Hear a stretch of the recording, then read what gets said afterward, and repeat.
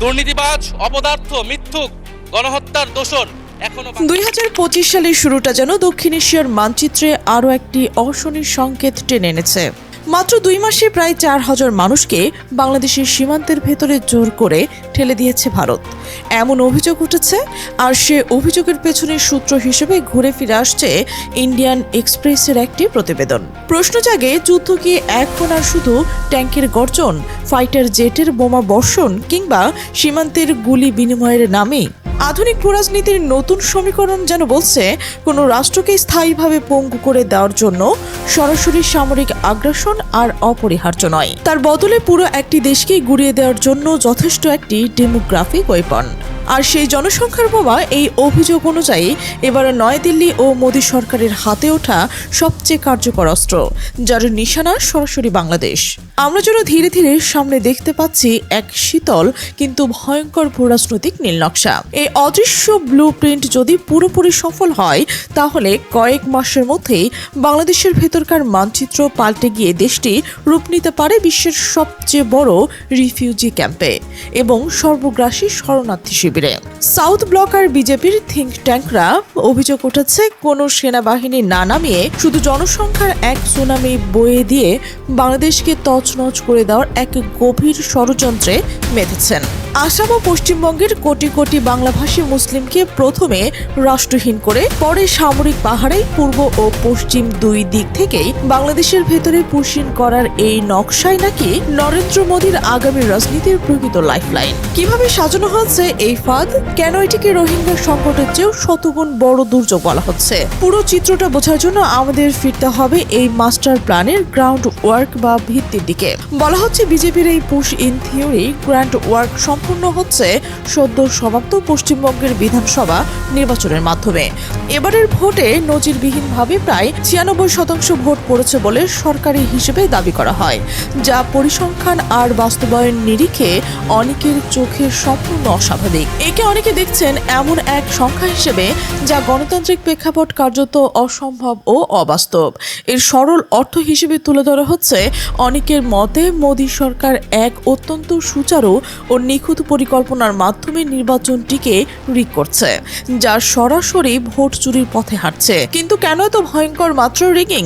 এর পেছনে বিজেপির দুস্তর রাজনৈতিক ও ভূরাজনৈতিক ফায়দার কথা শোনা যাচ্ছে। প্রথম ফায়দা, পশ্চিমবঙ্গকে দীর্ঘ সময়ের জন্য টালমাটাল করে ফেলা। মমতা ব্যানার্জি ও তার দল তৃণমূল কংগ্রেসে এতদিন ধরে বিজেপির হিন্দুত্ববাদী রাজনীতির পথে সবচেয়ে শক্ত কাটা হয়ে দাঁড়িয়েছিল। এই নির্বাচনের ফল নিয়ে জটিলতা তৈরির মাধ্যমে পরবর্তী রাজ্যে কৃত্রিম অরাজকতা ছড়িয়ে দিয়ে সেই কাটাকে উফরে ফেলতে চাইছে মোদী অমিত শাহ জুটি, এমন অভিযোগ ঘুরে বেড়াচ্ছে রাজনীতির অন্দরে। মমতা ব্যানার্জির রাজনীতি তার যদি সরাসরি অস্তিত্বের সংকট ঠেলে দিতে পারে, তবে জাতীয় পর্যায়ে বিরোধী জোট মানসিক সাংগঠনিক দুই দিক থেকেই ভেঙে পড়বে। আগামী লোকসভা নির্বাচনে যখন মোদী অমিত শাহকে চ্যালেঞ্জ জানানোর মতো কোনো শক্তিশালী বিরোধী ফ্রন্ট হয়তো মাথা তুলে দাঁড়াতে পারবে না, ভারতের অভ্যন্তরীণ রাজনীতিতে একক ও নিরঙ্কুশ আধিপত্য প্রতিষ্ঠা করার জন্য তাই পশ্চিমবঙ্গকে ধ্বংস করাটা মোদীর কাছে যেন এক অপরিহার্য পূর্ব শর্তে পরিণত হয়েছে। কিন্তু এখানেই গল্পের শেষ নয়। এই নির্বাচনের নাটকের পেছনে আরও রয়েছে দ্বিতীয় এবং অনেক বেশি ভয়ঙ্কর এক ফায়দা, যার সরাসরি ভুক্তভোগী হতে পারে বাংলাদেশ। আসাম ও পশ্চিমবঙ্গের জনসংখ্যা বিন্যাস একটু চোখ রাখলেই পরিষ্কার হয়ে যায় শঙ্কার চিত্র। আসামের মোট জনসংখ্যার প্রায় 26% আর পশ্চিমবঙ্গের প্রায় 27% মানুষ ধর্মীয় পরিচয় মুসলমান। এনআরসি আর সিএএ এর মতো বহুল আলোচিত অনেকে যেগুলোকে কালা কানুন বলছেন, সেই আইনের খড়গ ঝুলিয়ে এই বিশাল জনগোষ্ঠীকে অবৈধ অনুপ্রবেশকারী তকমা দেওয়ার প্রায় সব প্রস্তুতি নাকি সম্পূর্ণ করা হয়েছে। এই বিশাল জনগোষ্ঠীকে রাষ্ট্রের ভেতরে রেখে তাদের খাদ্যের যোগান দেওয়া, বাসস্থান ব্যবস্থা করা, এটা কি দিল্লির লক্ষ্য? সমালোচকরা বলছেন একদমই নয়। মোদী সরকারের মূল লক্ষ্য এদেরকে ভারতের ভেতরে রেখে লালন পালন করা, বরং কোটি কোটি মুসলিমকে প্রথমে কাগজের খেলায় রাষ্ট্রহীন করে তারপর সামরিক শক্তির চরম ভীতি প্রদর্শন করে এই মানুষগুলোকে বিএসএফ এর কাছে নজরদারিতে বাংলাদেশের সীমান্তের দিকে ঠেলে দেওয়া। অনেকে এর সাথে তুলনা টানছেন আরাকানের সেই নিষ্ঠুর অধ্যায়ের, যখন রোহিঙ্গা মুসলমানের ওপর পরিকল্পিত নির্যাতন চালিয়েছেন, তাদের প্রাণ ভয়ে বাংলাদেশ ঠেলে দেওয়া হয়েছিল। একবার কল্পনা করুন সেই সম্ভাব্য দৃশ্যটি। সীমান্তের কাঁটাতারের বেড়ার কোনো কোনো অংশ অদৃশ্যভাবে খুলে দেওয়া হয়েছে। ওপার থেকে টর্চ লাইটের লাঠির তীক্ষ্ণ আলো আর বন্দুকের নল ঠেকিয়ে লাখ লাখ নারী পুরুষ শিশুদের একদিকেই বাংলাদেশের ভেতরে মানুষ শুধু প্রাণ বাঁচানোর তাগিদে দৌড়চ্ছে। কেউ ফিরতে পারছে না, কেউ পিছনে তাকানোর সুযোগও পাচ্ছে না। কোনো আনুষ্ঠানিক যুদ্ধ ঘোষণা নেই, সীমান্তে হয়তো গুলি ছোড়ারও দরকার পড়বে না, কিন্তু বাংলাদেশের কাঁধে চাপিয়ে দেওয়া হয়েছে এক অকল্পনীয় জনসংখ্যার বোঝা। এই পুশ ইন যদি সত্যি পরিকল্পনা অনুযায়ী কার্যকর করা হয়, তাহলে বাংলাদেশের অর্থনীতি, সমাজ ব্যবস্থা এবং জাতীয় নিরাপত্তা একসাথে ভেঙে পড়বে তাসের ঘরের মতো। এমন এক আশঙ্কাজনক প্রেক্ষাপটে দাঁড়িয়েও দেশের সংসদের সরাসরি দলের মুখে শোনা যাচ্ছে মূলত বিরোধী দলকে আক্রমণের রাজনৈতিক ভাষণ। কেবল বিরোধী দলের সংসদ সদস্য আক্তার হোসেনই এই সম্ভাব্য পুশিন বিপর্যয়ের বিষয়টি সংসদীয় আলোচনায় তুলেছেন বলে উল্লেখ করা হচ্ছে। অথচ দেশের ক্ষমতাসীনরা যদি এখনই মনে করে থাকে রোহিঙ্গা সংকট আমাদের একমাত্র বড় মাথা ব্যথা, তাহলে তারা কোনো চরম বোকার স্বর্গে বাস করছেন। এমনই হুঁশিয়ারি শোনা যাচ্ছে বিভিন্ন মহলে। 2017 সালে মিয়ানমার থেকে প্রায় 10 লক্ষ থেকে 12 লক্ষ রোহিঙ্গা প্রাণ ভয়ে বাংলাদেশে প্রবেশ করেছিল। তখন সেই 1 মিলিয়নের সামান্য বেশি মানুষের ভার কক্সবাজার টেকনাফ উপকূলে আর তার বহুগুণ চাপ গোটা দেশের কাঁধে এসে পড়েছিল। আজও তার বোঝা বহন করতে হচ্ছে বাংলাদেশকে, এবং বাংলাদেশের অর্থনীতি আর আইন শৃঙ্খলা পরিণতি যেন খাদের কিনারায় এসে দাঁড়িয়েছে।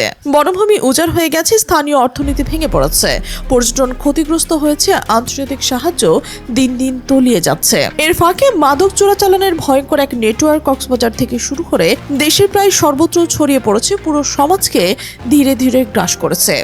এবার কল্পনা করুন, আসাম এবং পশ্চিমবঙ্গ মিলে যদি 1 কোটি বা তারও বেশি মানুষকে একইভাবে জোরপূর্বক বাংলাদেশে পুশিন করা হয়, তাহলে তার পরিকল্পনা কি হতে পারে? এটিকে তখন আর রোহিঙ্গা সংকটের চেয়ে 10 গুণ বা 20 গুণ বড় বললেও পুরো চিত্র ধরা পড়বে না। সেটি হবে শতগুণ বৃহত্তর এক সর্বগ্রাসী সংকট। এই বিশাল জনগোষ্ঠীর জন্য খাদ্য, বাসস্থান, চিকিৎসা, শিক্ষা কিংবা ন্যূনতম কর্মসংস্থানের ব্যবস্থা করার মতো আর্থিক সামর্থ্য বাংলাদেশের বর্তমান অবস্থায় কল্পনাই করা যায় না।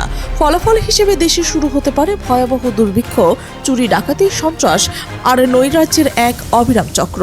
একটি সার্বভৌম রাষ্ট্রকে ধ্বংস করার জন্য এভাবে মানুষের ঢলকে অস্ত্র হিসেবে ব্যবহার করার চেয়ে ভয়ঙ্কর, সস্তা এবং নিখুঁত আর কোনো কৌশল আদৌ কি কল্পনা করা যায়? কারণ সীমান্তের ওপর থেকে বন্যার জলের মতো যখন মানুষ ঢুকতে শুরু করবে, তখন তা ঠেকানোর মতো শক্তি বা অবকাঠামো আমাদের হাতে থাকবে না। তাই এই আশঙ্কিত ডেমোগ্রাফিক আগ্রাসন রুখে দাঁড়ানোর জন্য এখনই আজ থেকেই প্রতিরোধের ব্যবস্থা গ্রহণ করা জরুরি। এর জন্য প্রথম প্রয়োজন এক ইস্পাত কঠিন জাতীয় ঐক্য। দেশের ভেতরের রাজনৈতিক দলগুলোর মধ্যে মত পার্থক্য আছে, থাকবে, এটাই স্বাভাবিক। নির্বাচনকে ঘিরে রেষারেষি, ক্ষমতার ভাগাভাগি নিয়ে টানাপোড়েন, জুলাই সনদ বাস্তবায়ন নিয়ে মতানৈক্য, গণভোট নিয়ে ঝামেলা, এর কোনোটা নিয়ে আপাতত বিরোধ থামছে না। কিন্তু যখন পুরো রাষ্ট্রের অস্তিত্বই প্রশ্নবিদ্ধ হয়ে ওঠে, তখন দলমত, ধর্ম নির্বিশেষে দেশের 18 কোটি মানুষকে এক কাতারে দাঁড়াতেই হবে। এই দাবি ক্রমেই জোরালো হচ্ছে। আমরা যদি এখনো নিজেদের ভেতরের রাজনৈতিক কাদা ছোড়াছুড়ি নিয়ে ব্যস্ত থাকি, তবে অজান্তেই হোক বা জেনে বুঝেই হোক, সেই বিভক্তি মোদী সরকারের কথিত পুশিন এজেন্ডাকে আরও সহজ করে দেবে। সরকারের উচিত এখনই জাতীয় নিরাপত্তা ব্যবস্থাকে সর্বোচ্চ সতর্ক অবস্থায় নিয়ে যাওয়া। বাংলাদেশের চারপাশে অবস্থান করা ভারতীয় মুসলিম নাগরিকদের ঘিরে মোদী সরকারের যে আগ্রাসী রাজনীতি গড়ে উঠছে বলে অভিযোগ শোনা যাচ্ছে, তার বিপরীতে আমাদের সামরিক ও কূটনৈতিক এই দুই ফ্রন্টই পাল্টা আঘাত হানার প্রস্তুতি নেওয়া প্রয়োজন। বাংলাদেশ ভারত সীমান্তের বিজিবির পাশাপাশি সেনাবাহিনীর রিজার্ভ ফোর্স মোতায়েন করে সীমান্তকে কার্যত সিল করে দেওয়াই দাবি উঠেছে, যেন 1 ইঞ্চি জায়গা দিয়েও কেউ অবৈধভাবে ঢুকতে না পারে, এবং তার জন্য প্রয়োজনে জিরো টলারেন্স নীতি, যে কোনো মানবিকতার অপব্যবহার করে কোনো পক্ষই যেন ভৌগোলিক অখণ্ডতার সাথে খেলতে না পারে। এখানে শেষ নয়, জাতিসংঘ, OIC, ইউরোপীয় ইউনিয়ন এবং বাংলাদেশের বন্ধু রাষ্ট্রগুলোর কাছে ভারতের এই সম্ভাব্য অমানবিক ও আগ্রাসী ব্লুপ্রিন্টকে এখনই তুলে ধরার প্রয়োজনীয়তার কথা বলা হচ্ছে। বিশ্ব সম্প্রদায়কে জানাতে হবে, দক্ষিণ এশিয়ার নিজেদের রাজনৈতিক ফায়দা লুটতে গিয়ে ভারতের গোটা অঞ্চলকে এক ভয়াবহ অস্থিরতার দিকে ঠেলে দিচ্ছে। ভূরাজনীতির এই সংকটকালীন সময়ে আমাদের দ্রুত চীন এবং পাকিস্তান পাকিস্তানের সাথে কৌশলগত সম্পর্ক আরও নিবিড় করার প্রস্তাবও উঠে এসেছে, যেন ভারত কোনো হঠকারী সিদ্ধান্তের বিরুদ্ধে আন্তর্জাতিকভাবে একটি শক্তিশালী প্রেশার গ্রুপ গড়ে তোলা যায়। মনে রাখতে হবে, প্রতিবেশী ঘরে আগুন লেগে গেলে নিজের ঘরের দরজা বন্ধ করে নিশ্চিন্তে ঘুমিয়ে থাকা যায় না। এই ষড়যন্ত্রের জাল যদি আমরা এখনই ছিঁড়তে না পারি, তবে আগামী কয়েক বছরের মধ্যে মানচিত্র থেকে একটি স্বাধীন ও স্থিতিশীল রাষ্ট্র হিসেবে বাংলাদেশের নামটি মুছে যাওয়ার আশঙ্কাকে উড়িয়ে দেওয়া যায় না।